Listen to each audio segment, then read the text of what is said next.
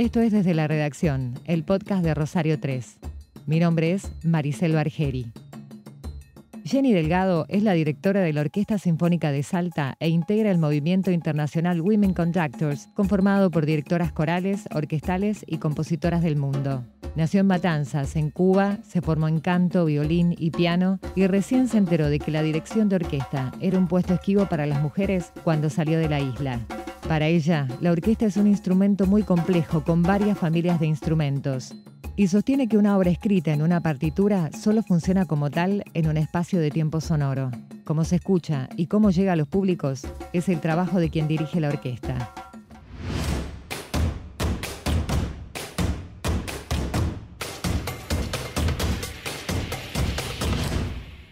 La primera pregunta es un poco cómo comenzó tu relación con la música. Bueno, hace bastante tiempo.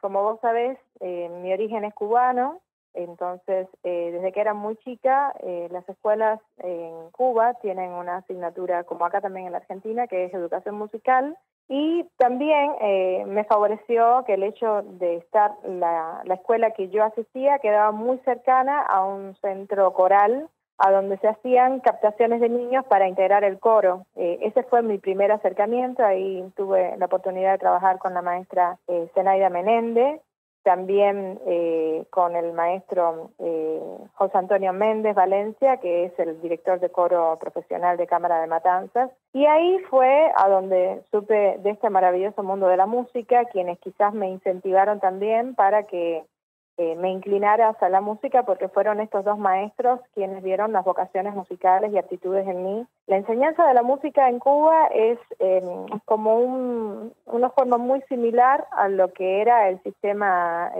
soviético antiguamente, y no existen conservatorios aislados, sino que es más bien centralizado en la enseñanza artística, y existen conservatorios de artes, a donde se estudia danza, música, artes plásticas y demás, que es una por cada capital de provincia. A la edad de aproximadamente 6 años, yo hice audiciones para estas captaciones. Comencé precisamente en la carrera de violín y después pasé a estudiar piano. Posteriormente continué mis estudios en la Escuela Nacional de Artes de La Habana, y finalmente ingresé en la carrera de Instituto Superior en la Universidad de las Artes de La Habana, en la carrera de dirección orquestal, y ha sido la actividad que me ha ocupado hasta nuestros días. Creo que la formación coral es algo maravilloso para la formación musical, porque el primer instrumento que todos tenemos a mano pues es la propia voz, es con lo que podemos armonizar con otras personas, también nuestra primera incursión en acercamientos melódicos y afinación, así que realmente fue muy valioso tener este principio de encuentro con la música a través de un coro de niños con dos grandes maestros como Zenaida Menéndez y José Antonio Méndez Valencia. Se me abrió un mundo musical porque mi familia,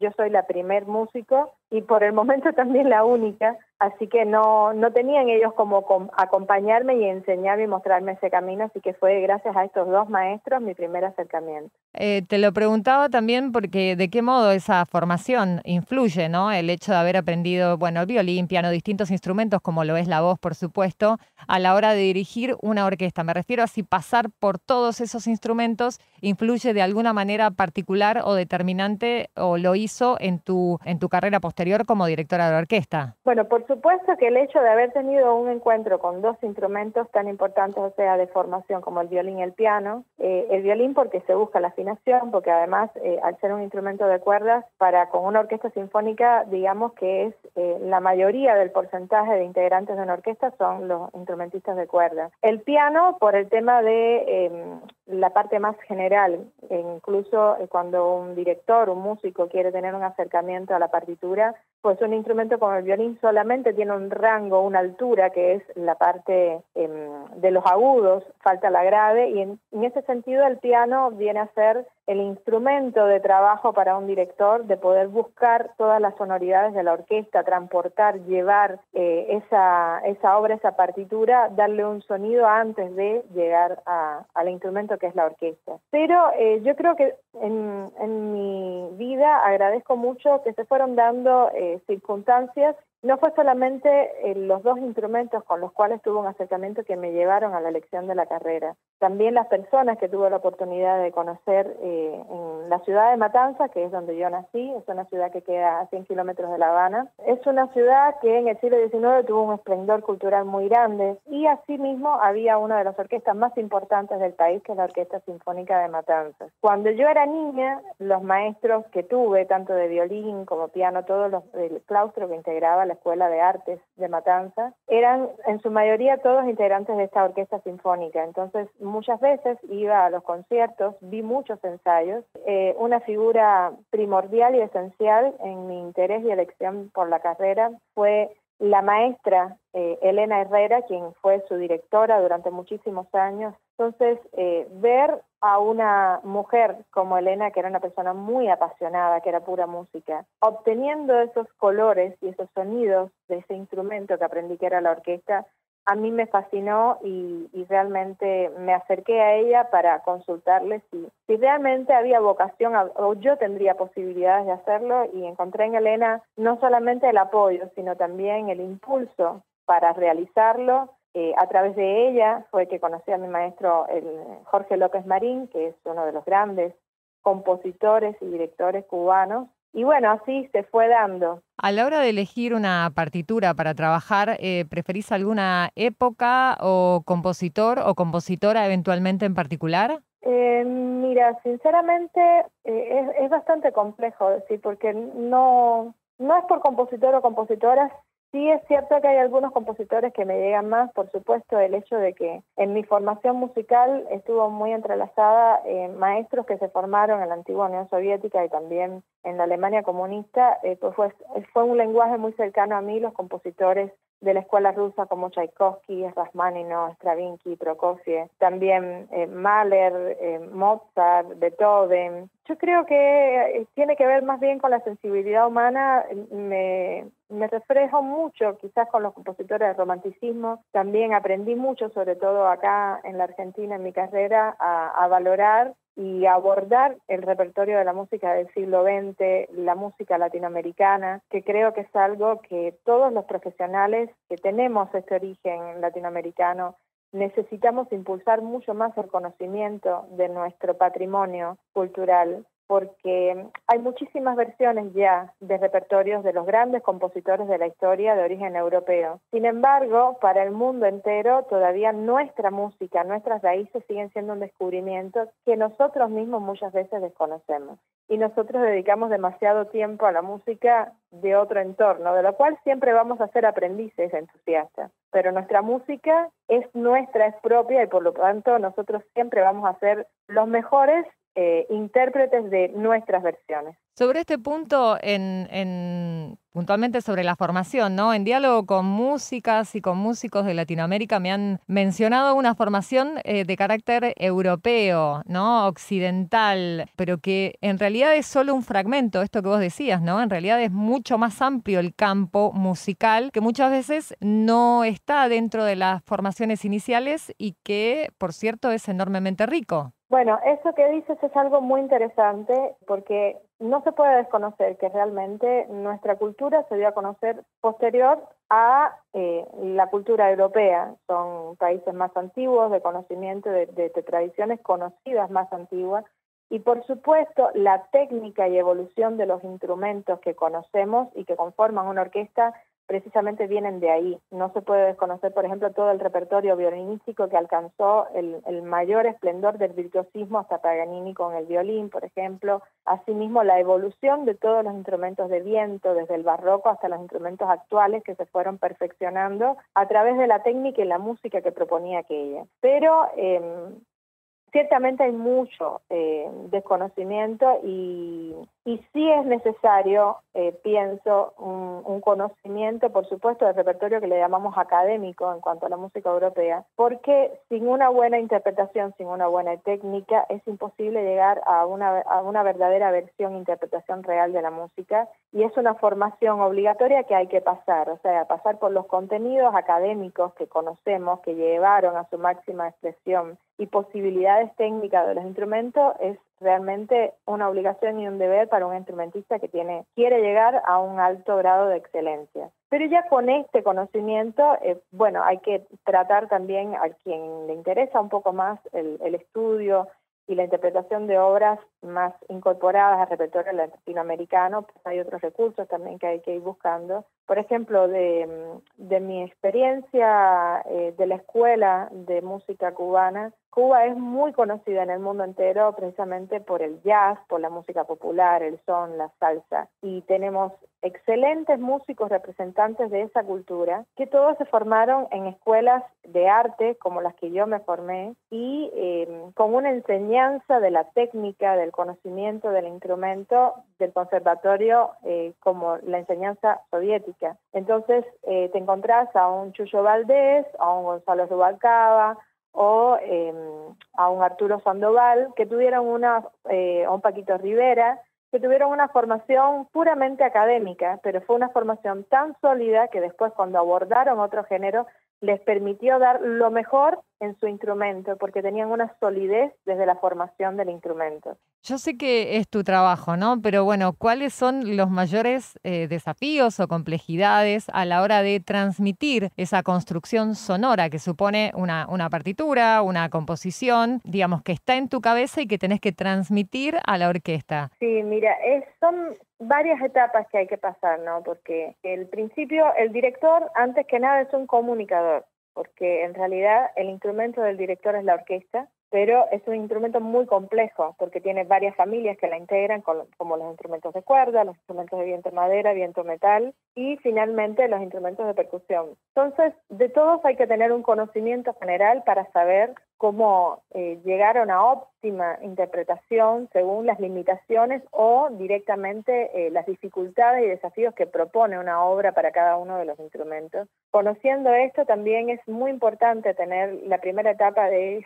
buscar. A mí me gusta mucho y disfruto mucho la etapa de estudio y profundidad de la partitura, porque siempre lo digo cuando trabajo, yo disfruto mucho cada ensayo cuando estoy trabajando, porque la obra está escrita en un libro que se llama partitura, pero en sí esa no es la obra, porque la obra de arte solamente funciona en un espacio de tiempo sonoro y siempre va a escucharse de una manera diferente. El cómo se escucha, el cómo llega, ese es el trabajo del director, que tiene mucho que ver con un trabajo de mesa, de entender la búsqueda del compositor, que a veces las líneas de una partitura no alcanzan a describir porque es difícil comunicar todo, como por ejemplo Mahler, que más allá de la escritura musical también utilizaba mucho escritura literal de lo que quería, precisamente porque era un gran director de orquesta y sabía que había muchas cosas en la partitura que de no aclararse se pueden abordar de formas distintas. Entonces, en ese sentido, Mahler como director era un compositor obsesivo de la manera exacta que debía ser abordado e interpretado su obra. No así, por ejemplo, otros compositores, quizás podemos interpretar música barroca, clásica, romántica, que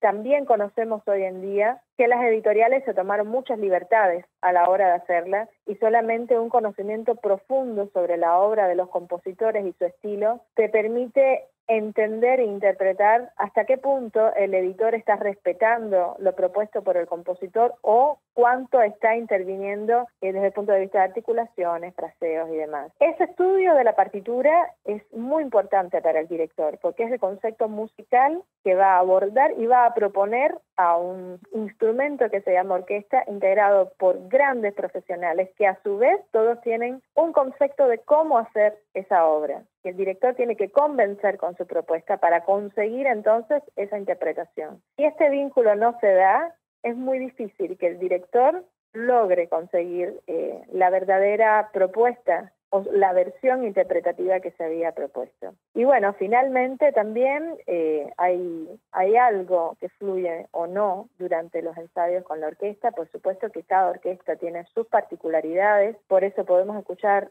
diferentes versiones de una misma obra que nos lleve a diferentes estados de ánimo por diferentes orquestas, porque creo que sí existe una identidad de cada una de las orquestas. Y la comunicación de lo que queda del resultado, pues cada director tiene su forma. En mi caso, a mí me gusta tener más bien una propuesta de trabajo con ideas, por supuesto, sólidas, pero que también permita la flexibilidad de escuchar una propuesta musical que venga de la orquesta porque puede llegar a complementar la mía o incluso superarla y llegar a una mejor versión. este intercambio de trabajo para mí es muy rico, porque me parece que lo más atractivo del trabajo de director de orquesta es no pensar que te lo sabes todo, sino simplemente que los músicos puedan aprender de vos y a la vez que vos podás aprender de los músicos. Cuando se da, es sublime. Quería preguntarte también, Jenny, sobre la situación de las mujeres en la dirección de orquestas. ¿Cuáles han sido los prejuicios que tuviste que enfrentar y cuáles persisten? Bueno, eso realmente es algo bastante complejo de resumir.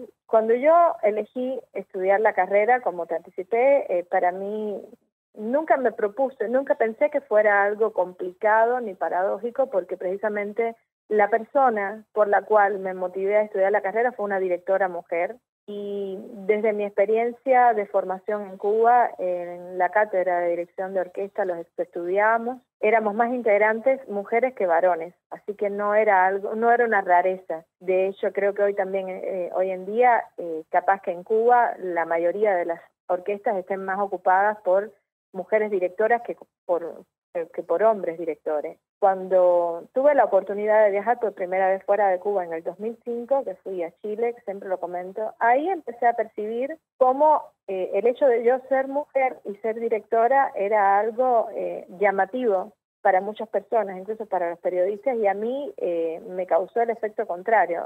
Me pareció una sorpresa porque era llamativo. Entonces ahí me di cuenta de que realmente, siendo que yo vivía de una manera el estudio y la forma de ejercer la carrera de dirección en mi país de origen, no se veía igual en otros lugares. Yo creo que esto tiene que ver con la formación histórica que tuvo la mujer en el paso del tiempo. Siempre llegó tarde a diferentes puestos. Por supuesto, un puesto de liderazgo es algo mucho más difícil de llegar y alcanzar, siendo que ya la mujer empezó a ocupar espacios como directoras de orquestas importantes desde la época de Elena Dudarova en la Unión Soviética. No teníamos los medios que hay hoy, por lo tanto, los libros de historia de la música, si podemos revisar y buscar, todos los que conocemos fueron escritos por hombres. Entonces, el conocimiento que había y el interés de reflejar también la historia era muy parcializado. Por supuesto que existieron en la historia de la música y del arte grandes desempeños femeninos, mujeres escultoras, arquitectas, pero en el rol musical siempre menciono la anécdota de la dificultad tan grande que tuvo Sabine Meyer para integrar la Orquesta Filarmónica de Berlín en épocas del director Karajan, que fue quien la apoyó, como solista de clarinete de la Filarmónica de Berlín, y la resistencia que tuvo de sus colegas varones al liderazgo de ella, siendo que tenía un sonido indiscutible y una jerarquía profesional también indiscutible, porque muchas orquestas se resistían a la figura de una mujer. Entonces, si eso se daba directamente en el plano de un grupo numeroso de personas, por supuesto que una sola persona al frente es más difícil, porque supongo que si la incomodaba a los colegas una mujer en la fila como solista, mucho más incómodo es que sea una mujer quien le diga todo a una orquesta y comunique una idea musical y cómo ejercer un liderazgo. Pero yo creo que esas cosas, yo pertenezco al movimiento Woman Conductor, que es un movimiento de directoras corales o orquestales, que se creó, y de compositoras también hace varios años, por la maestra Ligia Madio,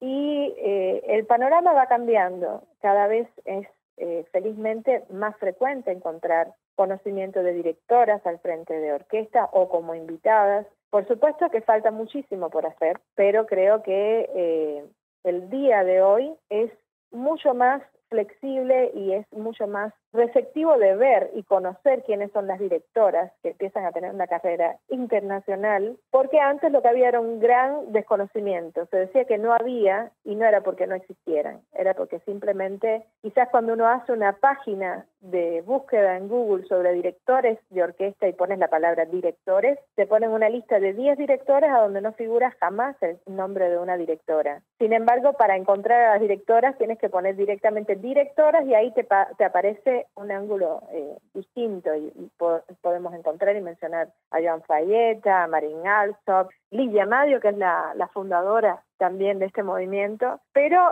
sí se ha dado mucho desconocimiento que por suerte ya se comienza a visibilizar más la carrera de las directoras y bueno, esto es un gran sueño de todas, que algún día no haya que hablar de un espacio para la mujer directora, sino que sea algo natural, que directoras y directores seamos invitados asiduos de una programación por méritos propios. Ojalá que esta novedad deje de ser novedad algún día y podamos disfrutar realmente de una igualdad de trabajo y de oportunidades profesionales. Sobre este punto quería hacerte dos interrogantes concretos. Por un lado, si tenías, quizás no en la cabeza, la cifra de cuántas son las mujeres que integran Women's Conductor, si recordás, y también avanzar sobre esta palabra clave que vos mencionaste, que es visibilizar. Se me ocurre que lo mismo pasa con el mundo de las compositoras. También, digamos, corren con la misma desventaja a la hora de que su obra sea conocida. Hay muchas mujeres escribiendo música y que han sido borradas, invisibilizadas, silenciadas, exactamente. Mira, eso que dices, eso es algo muy interesante porque,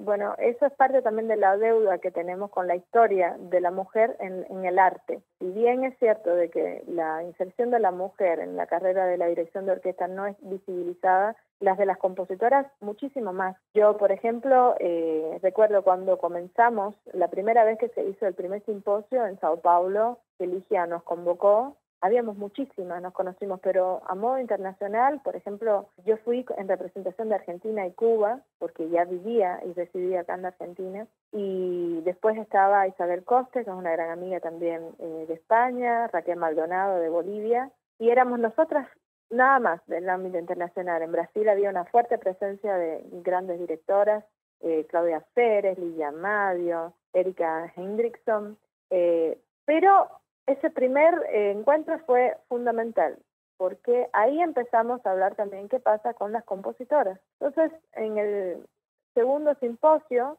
que se dio en Montevideo, ahí hubo una mayor participación de otros países, estuvieron directoras de México también, directoras de Chile, y bueno, tuve la oportunidad de conocer a Eva Lopsit, a Nelly Gómez, y empezamos a hablar. Y hubo una de las conferencias, recuerdo, que la hizo Cintia Calela, que es una gran colega también, una joven directora muy talentosa y que está trabajando muchísimo también en el tema de la perspectiva de género e inclusión de obras de mujeres compositoras. Entonces empezamos a revisar cuánto nos estábamos perdiendo nosotras mismas, las pocas que tenemos posibilidad, porque no nos conocíamos. Yo personalmente soy una entusiasta estudiosa del repertorio de las mujeres compositoras. He conocido mucho y me falta mucho por conocer.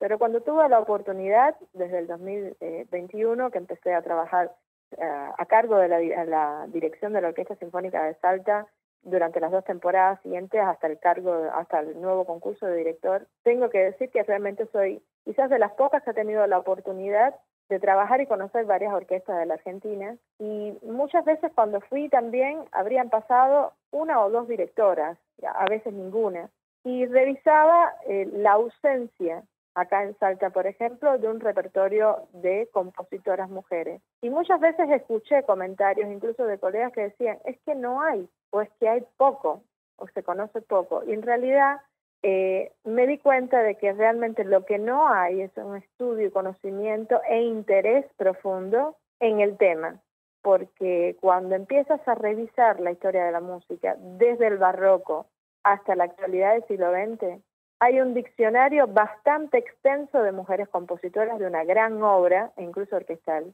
Y en estos 2 años, entonces, yo elaboré un ciclo que se llamaba el ciclo de la mujer, porque muchas veces los únicos espacios en las orquestas destinados a una invitación de una directora o a proponer obras de mujeres compositoras terminan siendo un concierto al año, que la mayoría de las veces es la fecha del Día de la Mujer y el resto del año nada más. Y a mí me parece que es una falta muy grande para la cantidad de años y de tradición histórica donde no se hizo. Entonces, con el ciclo de la mujer en Salta hicimos todo el mes de marzo dedicado a obras de mujeres compositoras, mujeres solistas, mujeres directoras, y también a lo largo de la temporada, alguna que otra vez, también incluir obras de compositoras. Así hicimos obras de Emily Meyer, de Cécile Chaminade, y los propios músicos, colegas de la orquesta. Me acuerdo que una vez terminamos un ensayo de una obertura que habíamos hecho de Emily Meyer y se me acerca un colega contrabajista y me dice, ¿qué interesante esta obra de esta mujer y yo ni la conocía. Qué interesante es su lenguaje armónico, qué profundo. ¿Cómo puede ser que no lo conocimos antes? Y bueno, pasa eso, que a veces no se tiene conocimiento y por eso hay tantas ausencias. Así que es un sueño también del cual yo comparto e intento ser una pionera trabajando y dando a conocer esa obra. Yo suelo cerrar las notas cuando hablo con músicos o con músicas preguntándoles qué tema ajeno le hubiera gustado componer. En este caso, la pregunta sería, bueno, si hay alguna obra o una partitura para trabajar que te haya quedado pendiente, digamos, ¿cuál es esa obra que aún es un pendiente para vos? Uy, es difícil, tengo muchos pendientes. En el repertorio, como concertista para acompañamiento de conciertos, hay uno de los conciertos que es muy especial para mí. Era el concierto preferido de una gran amiga que estudió conmigo, una súper talentosa violinista cubana que lamentablemente falleció muy joven, a la edad de 23 años, de un accidente automovilístico, y nos habíamos propuesto las dos estrenarnos con el concierto de Sibelius para violín. Eso es un pendiente que se lo debo a ella. Algún día tengo que hacer eso por ella. La otra obra, desde el punto de vista sinfónico, que me encantaría, y es un pendiente que deseo hacer con todo mi corazón y algún día también tiene que ser, que lo haga y va a ser un gran disfrute, es la Séptima Sinfonía de Bruckner, una de las obras más hermosas y brillantes que se han escrito. Y el tercero es, la he podido trabajar mucho esa ópera, pero yo amo a Puccini. Para mí, y acá muchos directores no van a coincidir conmigo, pero yo creo que la máxima expresión de la ópera es Puccini. Y sobre todo también porque entiendo que Puccini entendió como músico y a través también de la dramaturgia que elegía para sus temas, entendió a la mujer como nadie. Entonces yo adoro Puccini, me parece el mejor Puccini, después todo lo demás, Verdi, todo lo que quieran, pero Puccini, y la obra favorita mía para hacer algún día no muy lejano es la ópera de Madame Butterfly, porque la he trabajado muchas veces, pero nunca tuve todavía la oportunidad de llevarla a escena. Y es una obra que adoro y no puedo evitar llorar siempre al final, pero es una obra maravillosa. Jenny, muchísimas gracias por la charla. Bueno, muchísimas gracias a vos y un placer habernos conocido y espero que la música y la amistad también nos dé oportunidades de reencuentro. Producción, Maricel Bargeri. Desde la redacción, es una creación de Rosario 3, Grupo Televisión Litoral. Gracias por tu atención.